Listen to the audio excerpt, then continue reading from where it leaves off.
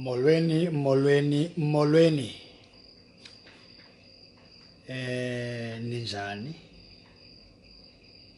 I nam the appeal.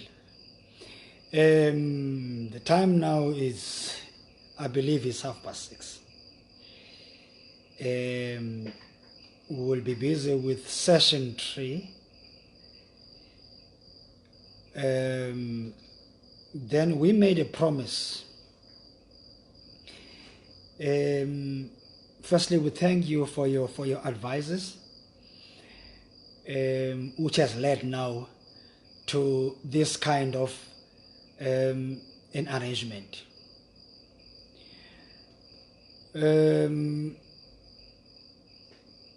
We made a promise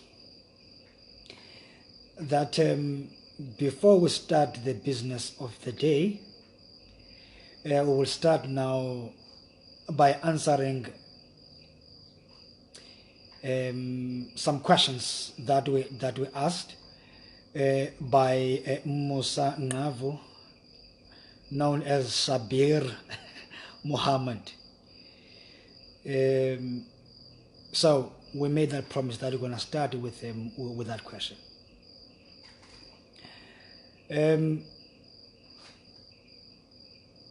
But before that, I will advise that we start with part of the session. Ndibonile Sabir, xa uthi sesikhona, are you referring to yourself or you and your wife, or are you telling me that now we should be expecting in that regard?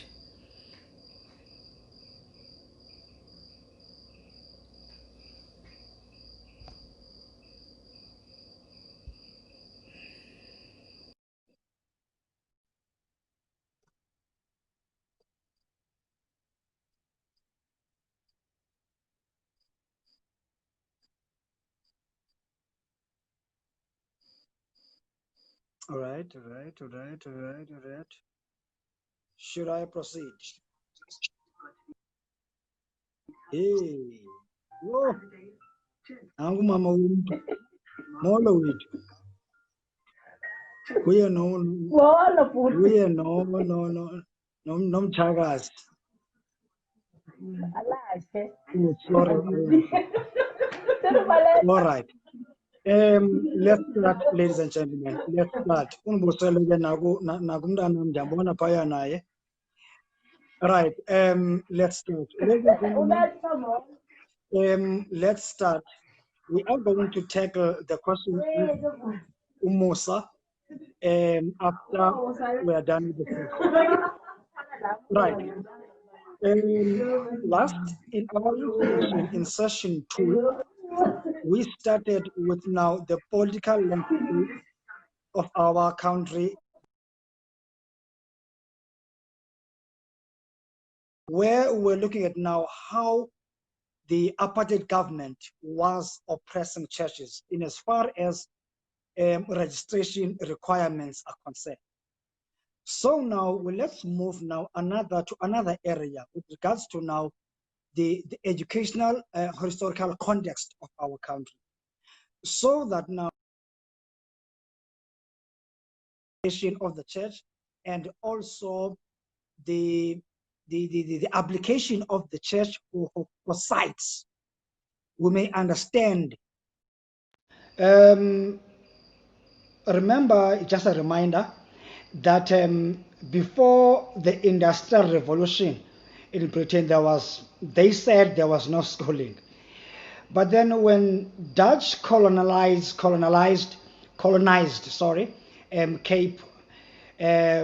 around about 1652, very few schools were established. Now, this is just a reminder of history that you know, but there is a reason why I'm just now reminding ourselves about those few events of our history. Now, the increase in schools happened when the British administration took over after the Anglo-Boer War that took place around about in 1902, plus or minus around about that time. Right. Then, compulsory education for whites was now promoted or legislated, so to speak, but not for blacks, not for black people, only for whites. Then up until in the 1950s, where before the black children were the responsibility of the mission schools for education up until the 1950s. Why 1950s? Remember in 1953, the apartheid government introduced the Bantu Education Act of 1953, which was now introducing Bantu education system, whose main purpose was to provide a limited curriculum for the Africans so that now they may accept their proper place. What do you mean by that? If I may just remind you, I don't want to misquote this gentleman. I don't want to misquote him, Verwoerd, when he said, there is no place for the Bantu in the European community above the level of certain forms of labor. What is the use of teaching the Bantu child mathematics when it cannot use it in proper practice? So that was the intention of now the Bantu education system, based now on the constitution of the apartheid system. So whose aim was now for black people was mainly the unskilled labor market. That was now the ultimate aim. Now, so missionary schools gradually closed because the government was not funding them anymore. So, certain universities were also downgraded. I will mention, for instance, even the University of Fort Hare, which was also converted to a Bantu education institution. So most black people now had no choice but now had to attend the Bantu education system. Of course, with no resources and then also running water. So, but even so, this education was not free except for whites, as they had their own curriculum in that regard. Remember also that in 1974, where there was the introduction of now Afrikaans as a language of teaching and learning. Then in 1979, the introduction of now the Department of Education and Training, but still it continued with the segregation of black people. Now, why am I mentioning all of that? I'm giving you a background of our education system of our country, so that now you may remind ourselves of where most of our black people were coming from. So such brutality has caused now most of our black people to be uneducated or to be illiterate. But yet, the challenge now was that in the midst of that, like I said, for churches, because this will go back to the issue of now churches. Remember, we spoke about now how things were made difficult for Zion churches. I will speak on behalf of Zion churches, by the way. For Zion churches, one, to be registered by the government. Two, also to acquire church sites. Now, why I was giving you that political background in as far as our education system is concerned. Shabir, I said to you, we're going to come to your question. This was a response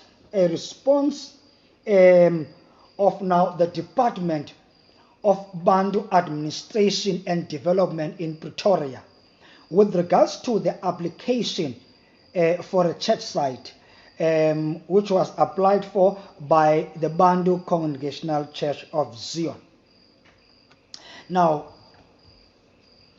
it reads as follows. With reference to your above application, I shall be glad to receive the following particulars. 1.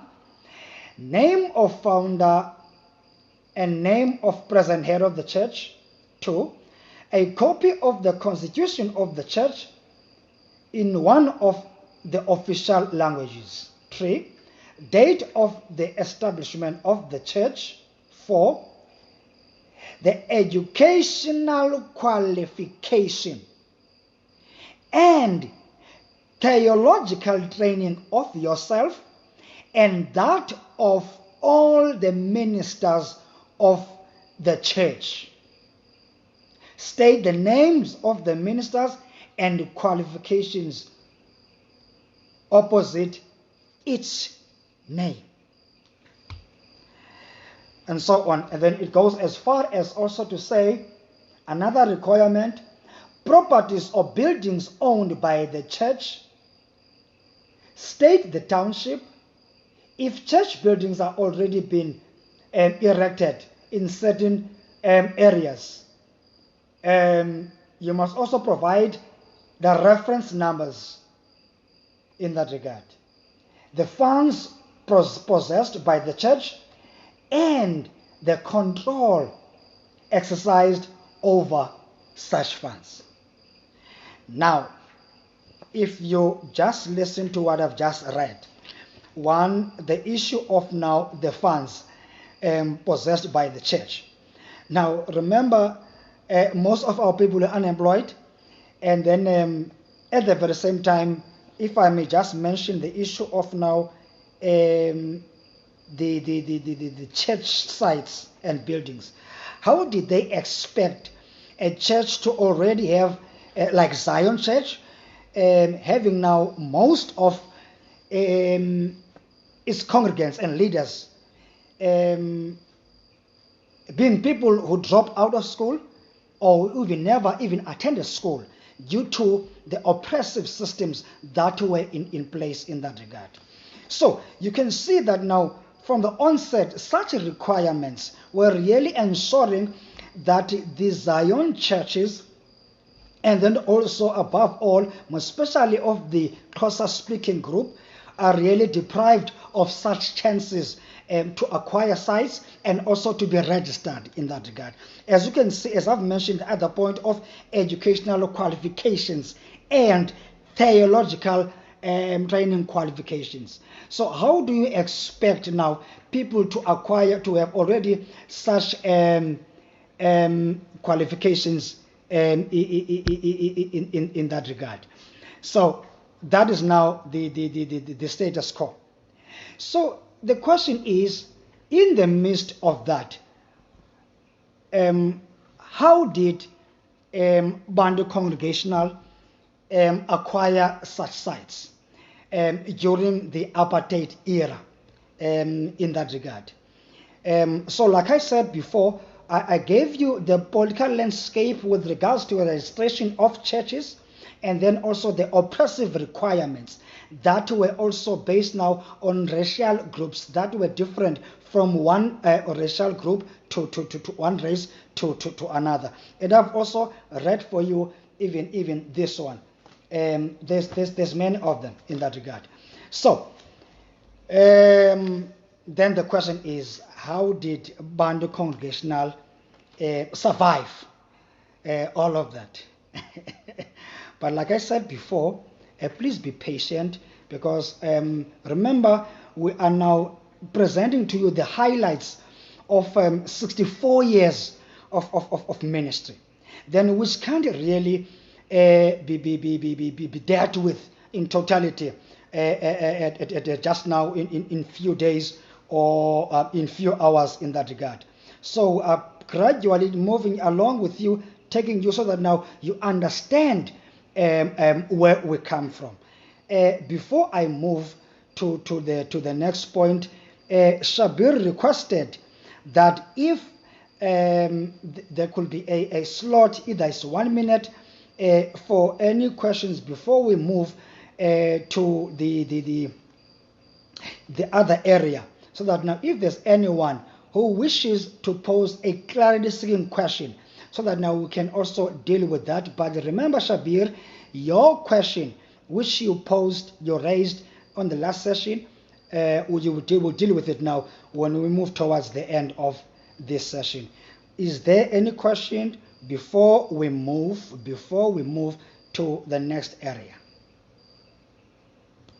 I give you 1 minute. I give you 1 minute.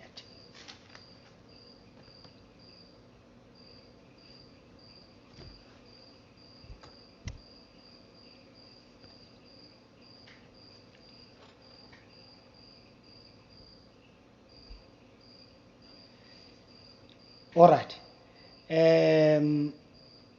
I will proceed. Now,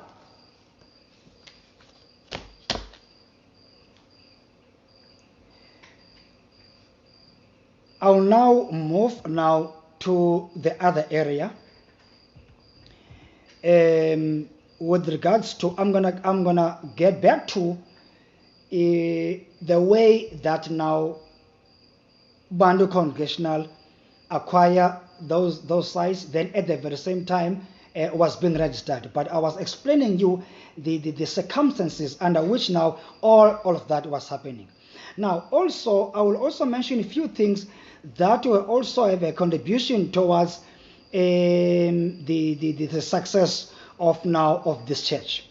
Professor Bishop JJR Makasi, in 1960, he joined the African National Congress whilst he was still in East London. He was trained in East London to organize secret meetings and underground activities of now the African National Congress. Then also he met now the leaders such as Mr. Modi, Otadu Gomba, and so forth in the early 70s. They joined also the UDF, and they were also politically active. Now, in the midst of that, he was also detained and tortured under Section 26 of Security Act, as he was regarded as one of the most influential and dangerous people. So they were charged for terrorism and sabotage. Now, then the ANC also moved him as to carry now the political duties. They moved him to Siskai. But then he was under the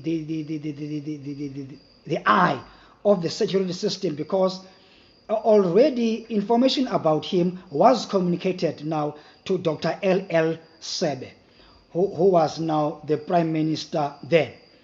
And then also he also established the branch of the ANC together with Abotado Dlamini, who was now elected as the chairperson. He was now the secretary, and then also Dada Jonas, who was now the treasurer in that regard. So they pushed all the underground movement of the ANC, even also busy with now assisting the people who were joining the MK as well. He had a room or a house, or so to speak, where he was also now, I won't mention the number, that's a secret information, where now the resources of the MK and the ANC were hidden there. Then he was banished in 1976 by the Siskai government, and his house was possessed. And then also he was on solitary confinement, where he was also tortured and injured as well.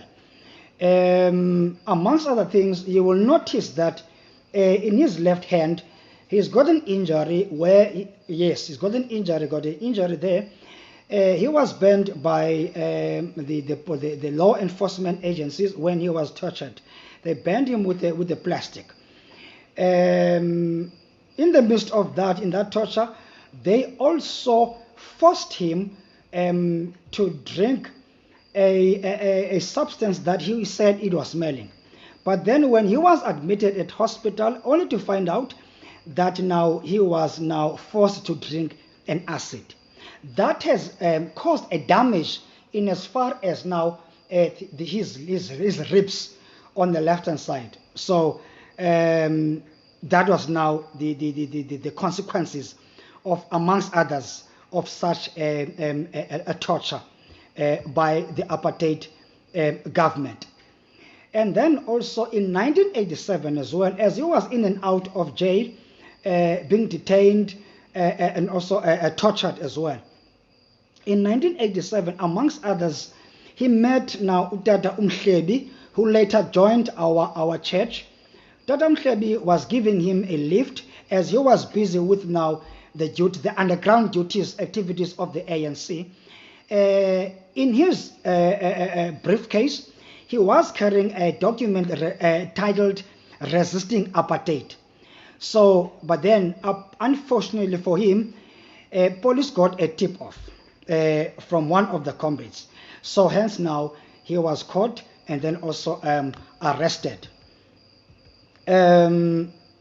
So, if I may summarize, that now, in 1987, he got off the hook, but we will also present to you and show you such documents that attest to that, that also confirm what I've just now presented to you. So he was also, as I said, in the intelligence of now of the ANC in that regard. Now, coming back now to what I said was now important for us to understand the political landscape of our country, both in the churches and then also educational wise. Remember, I said leaders ought to ensure that they've got the academic and then also theological qualifications. But then, how did our church therefore manage now to meet those requirements? Having now most of our leaders being illiterate, because by that time when the church was established, the only two people with academic qualifications in the whole church was Professor JJR Makasi and also Tata Ujonga. Now, but Tata Ujonga never had the theological qualifications. So Tata Umakasi had to be the one to deal with that. But I'm going to give you that narration gradually. But in the meantime, before we close, in the meantime, let me just show you one of now the institutions where he studied theology. There were about four in total. This one was now belonging to an institution in North America, all right? Yeah, that was now his diploma in theology, which with an average of 85% distinction in that regard. So, but we are going to give you all other information, as like we said to you before when we were giving you highlights of his qualifications, because he studied a lot.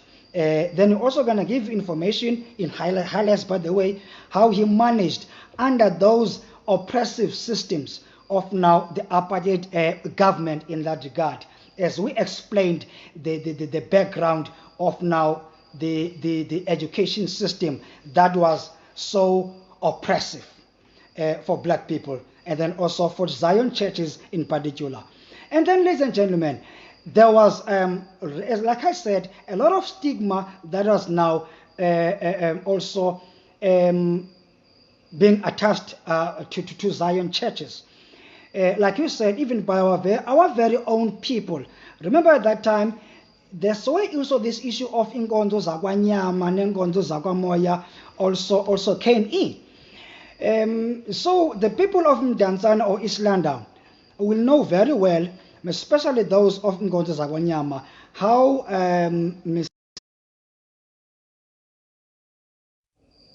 dealing with all of that. Now, having said that, as I said, we're going to move gradually, giving you that kind of a background, and then down just slight a bit of his qualifications. We are going to move now in the next session, give you a background, therefore, as to how did he do it? How did they do it as well? To ensure that now our church has got size all over, but we're not going to give you all. There's what you call indonga as the Qubeni. We're not going to do that. Remember, we're going to give you highlights. So we are sharing with you the heritage so that now you may know and understand where we come from. Like we said also, I'd like to also mention this. The Zion churches, there are different types of Zion churches. There is ZCC, with their own unique rhythm and so forth, and their own doctrine as well. There is Amatotoza. Some of you call them is Futo. You know them, right? Then there is also the Pentecostal, the likes of St. John's, you name them, though they don't call them, some of them themselves, Zion churches. Then there is Zion category that is called Abu Manamana. With their unique rhythm and sound as well, that is mostly based now on our cultural rhythm as Xhosa speaking people in that regard. Now, and then also there is us, right? But in the midst of that, like I said, people were ashamed of being identified or even to be vocal to say, I belong to a Zion church, due to the stigma that was attached in that regard. So people like now Professor JJR Makasi played a vital role in terms of that. And not only that, he assisted many churches. Shall I say, he co-founded many Zion churches. From the beginning, even up until during now the post apartheid era in that regard, to ensure that now the standard of such churches is really of good quality. Not that now it was not, but now to ensure that now the stigma attached to that, so that now everyone who belongs to the church can stand proud, can be proud of now such a sect in that regard. He even developed also and compiled a Zion church creed in that regard, which we will share with you this year. We will share with you some of now some of its contents in that regard, which is based now on the Bantu Congregational Church of Zion's doctrine in that regard. So the matter of now being to be recited, no, it's based on our doctrine per se. Now, coming to the question of Usabir, I have got a reason why I asked now that question to be answered when we conclude, because I could see time is against us. People have to cook supper. I also have to cook supper, and then also ensure that now I prepare meal for everyone, my brothers and my mother as well. So bear with me in that regard. So before we close this session, Sabir asked a question. His question was, why therefore, if that is how the apartheid regime changed the meaning of the word Bantu, then why therefore are we still using the name Bantu as now Bantu Congregational Church of Zion?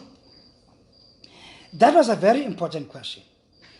So please, if You can't hear me. I know that now I'm a little bit fast by nature. Please, you may indicate.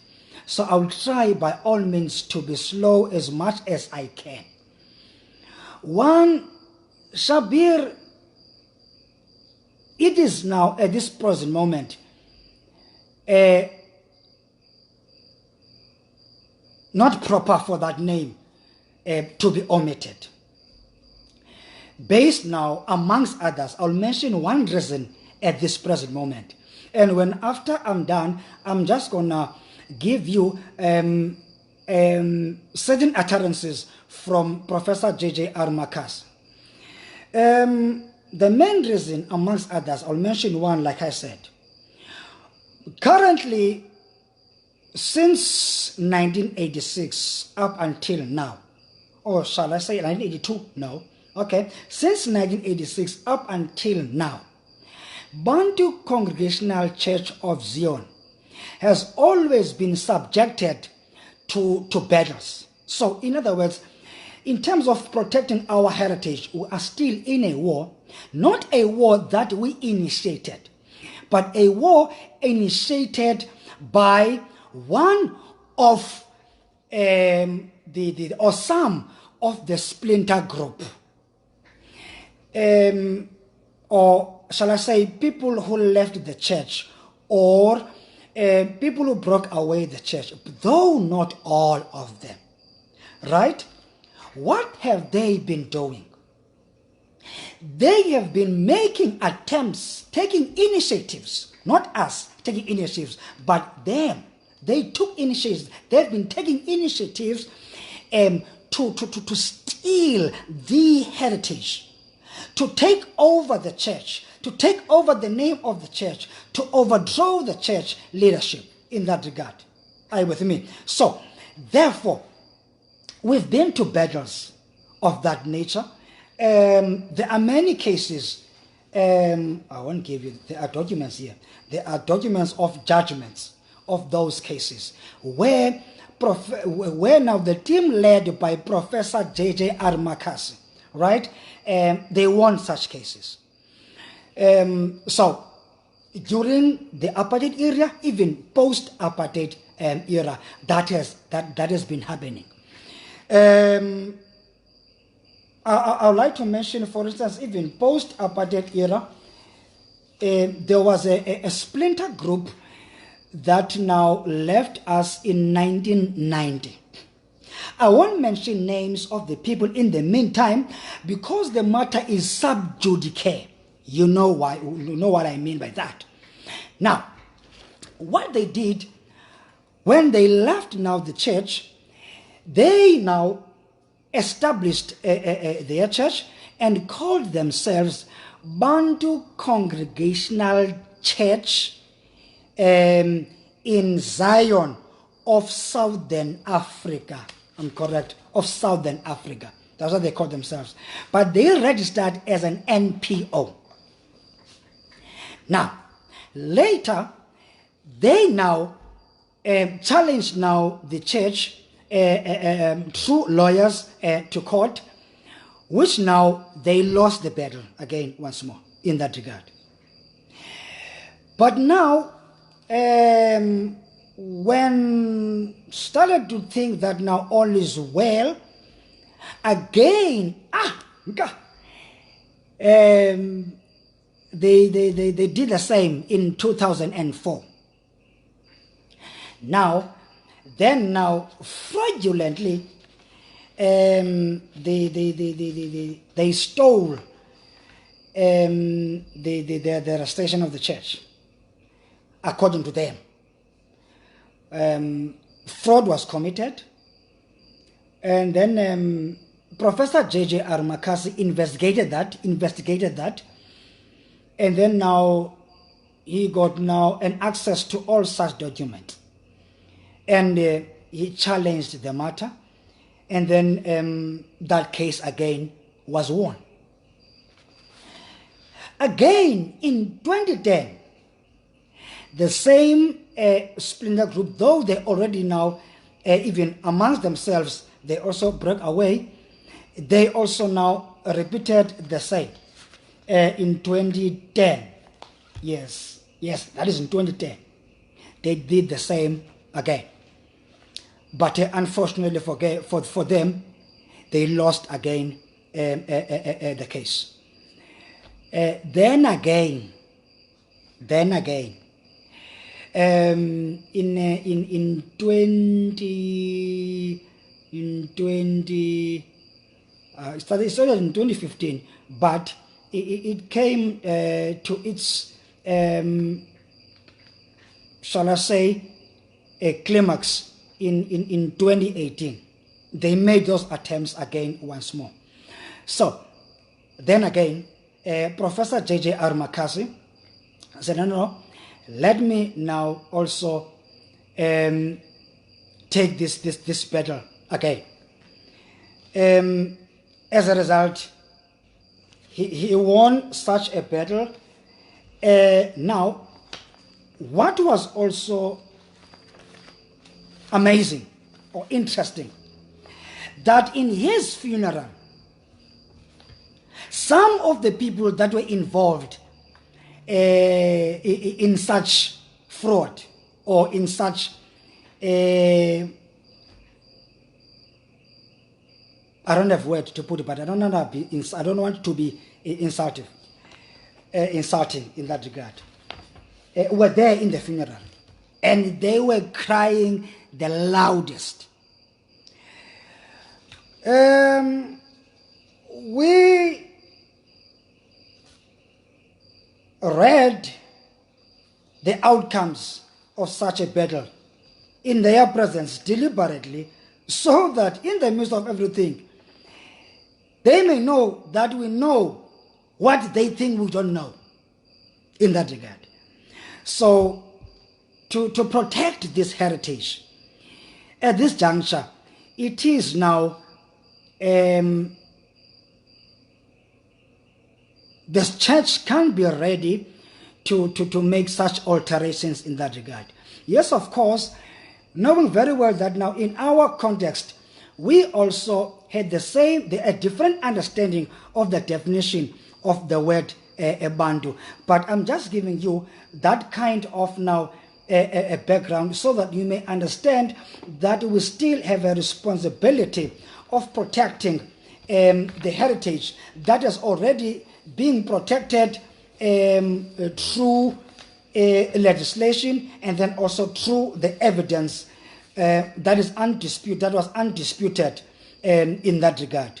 So I would hope and wish that your question is answered.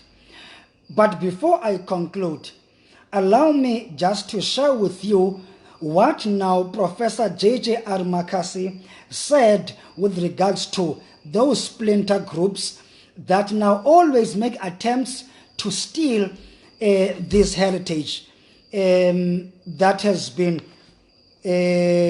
acquired through thick and thin circumstances. So let us just now share that with you.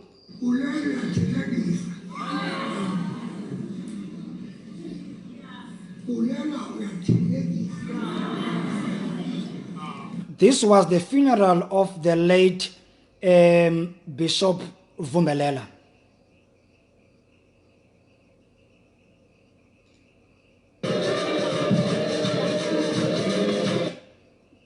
Now,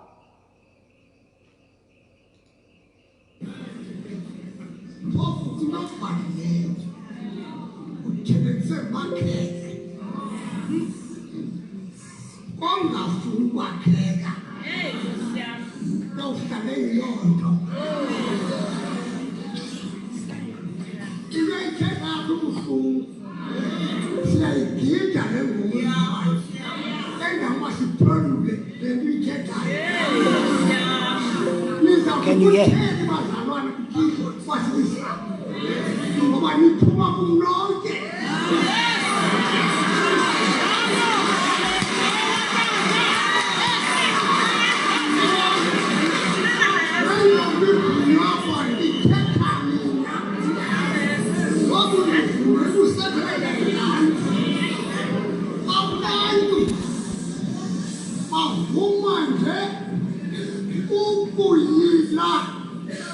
igama lenkonzo ekamereni. That is not the way. Mandilikeleleka ngovumelela. Nizazi okokuba nize emfihlweni onganifuni nganto.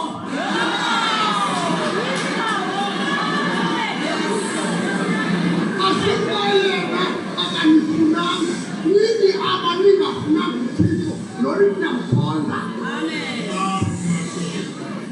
Ngoba khona umnyapha kuni onosibekisizathu athi ngemka kumakhasi ngenxa yalesigingi. Nivuyela ukukhahlelwa. Kodwa mna nokukhahlelwa sithetha ogwini. Ngoba unenza leyo nento ichip engenakwenziwa ngumntu eyokuba niduplicate amagama enkonzo. Ndimfuzile uThixo mna kuba ndiyathetha noThixo. Kuba abantu xa bemkayo abayijiki le 20.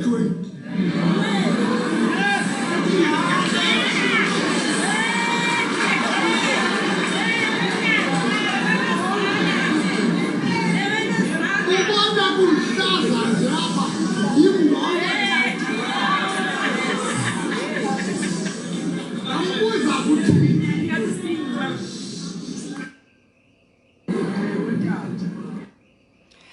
Can you hear it? Because I'm going to share with you the last one, so that you may understand what he said with regards to those people who have left the church, but still, after they got their freedom, they keep on trying now to take over the church, and then also now to just now ensure that now they still all of that heritage.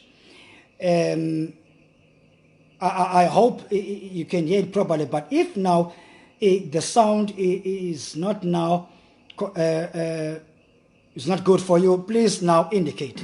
No, you must never mimic. Don't terrorize. Do your own thing. Congregational, Congregational better.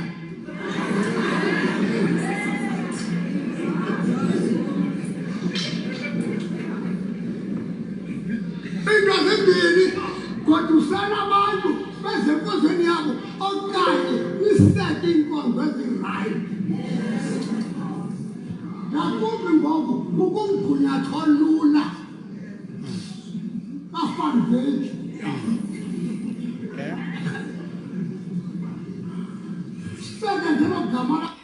Right, now he just mentioned that now currently there is the shortcut in terms of now establishing churches in nowadays.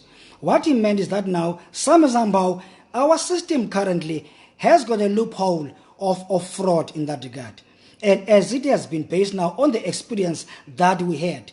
But fortunately for us, he managed now to get all of that, to investigate all of that, and then also deal with it. We've got all the evidence. So we don't just thumbsuck what we're talking about. All the information and the documents are in our disposal as well deal with that.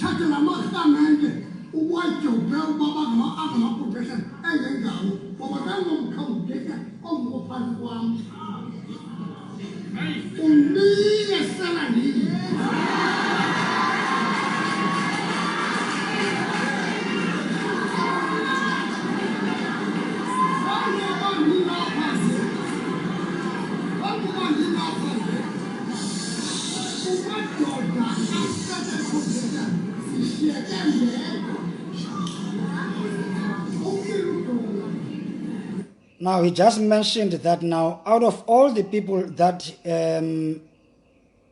he co-founded the church with are all gone, and now he's left, he's the last one, or shall I say, last man standing. But of course, by God's grace, in that regard.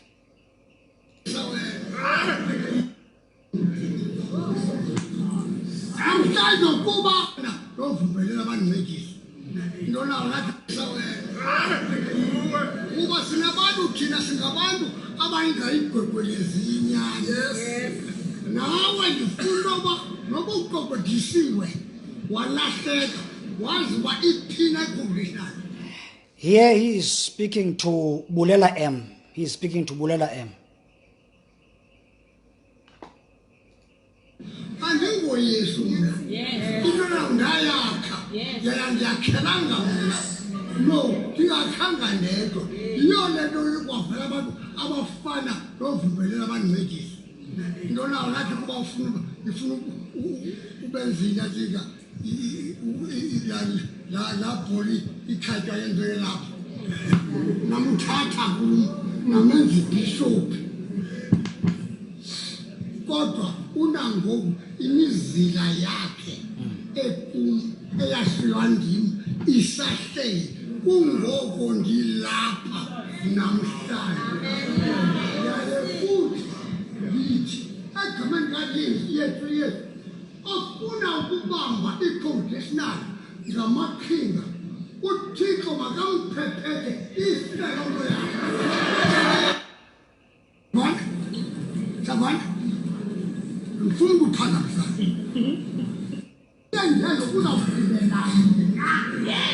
All right.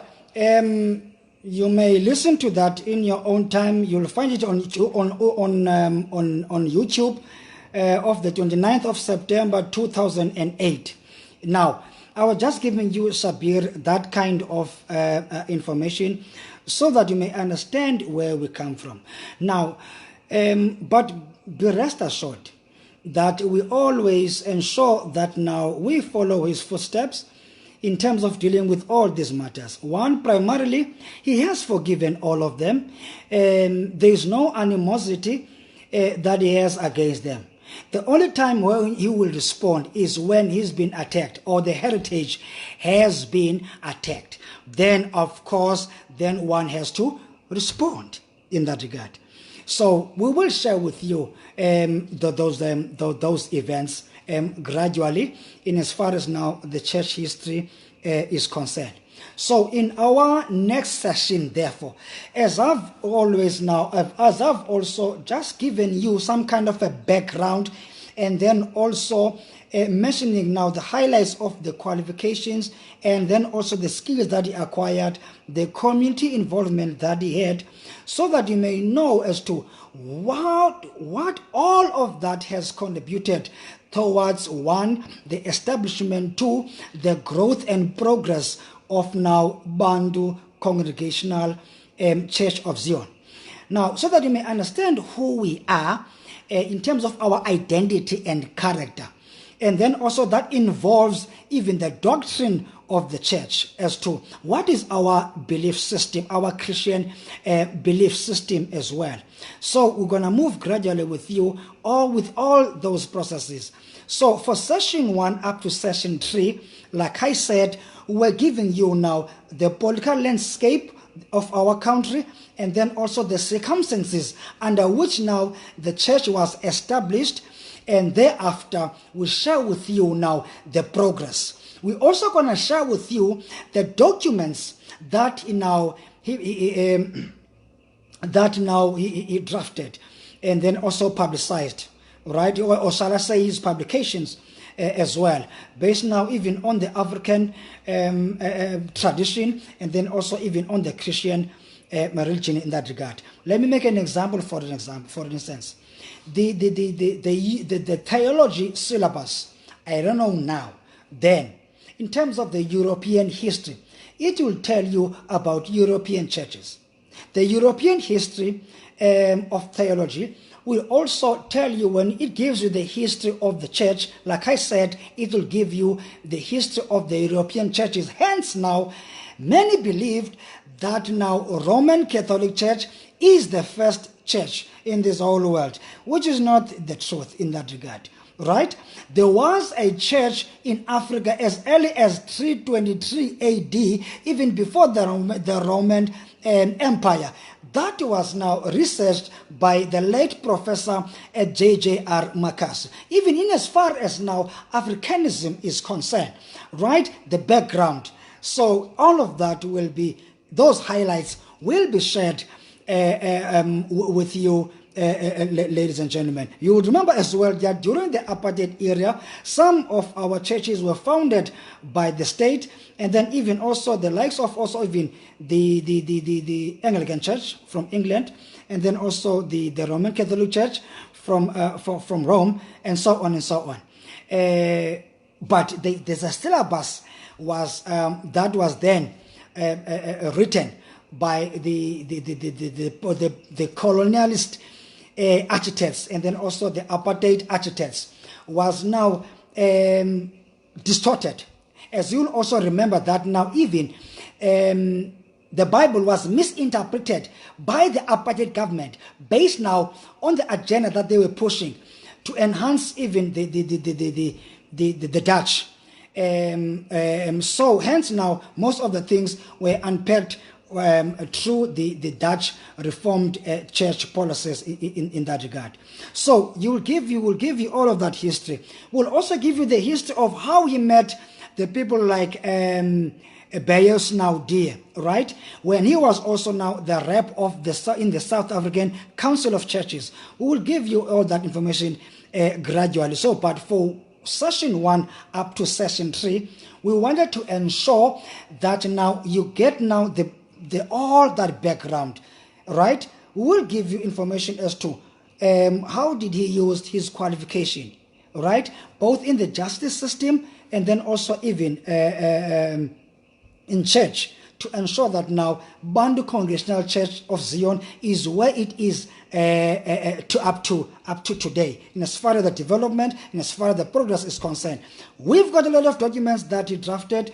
We thank God for that, and we glorify God for such blessings. We are really blessed in that regard.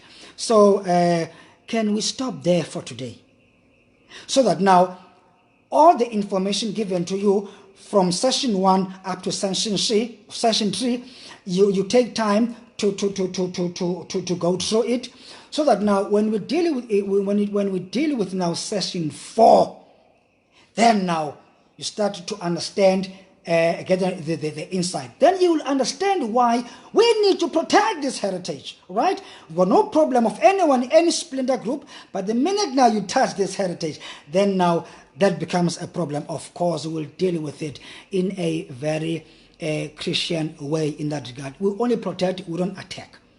We love everyone. Should we stop it right there, ladies and gentlemen, if you agree? Sorry for taking that long. I hoped that we're going to take 30 minutes, but now Shabir has given us a question that has taken now up to this far. So I hope now my apology and our apology is accepted. Once more, ladies and gentlemen, I thank now like I said before, the Bishop L. Makasi, because if it was not for his initiative, we would have not been able now to have this kind of sessions. So we will have session 4, but we will ensure that now we give you at a convenient time, as you suggested that now, at least now let's have these sessions in the evening, in case some of us are coming from work in that regard. So can we stop right there? Do you agree? Right.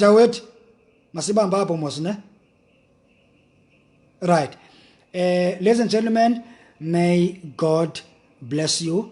See you in session 4, but it will depend on your suggestions. If there are any questions before session 4, please make sure that you raise them. Thereafter, we will also deal with them. Before now, we present to you now gradually now the steps that has been taken. Then we share with you the progress of this church. Thank you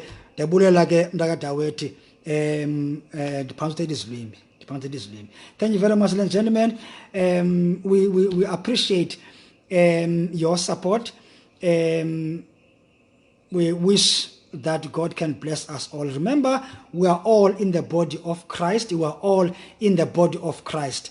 we may be from different denominations, but the point of departure is that we are all in the body of Christ, ladies and gentlemen. So please sleep well, because my mother is calling me Umam Bishop Makasi, because I have to cook for her. I love her so much. She brought me up. She trained me on that. So I have to ensure that now I plow back to her. Ladies and gentlemen, be blessed. See you in session 4. Remember, this session will conclude it now on the 29th of June. Remember, we said now this is a month of remembrance. Be blessed.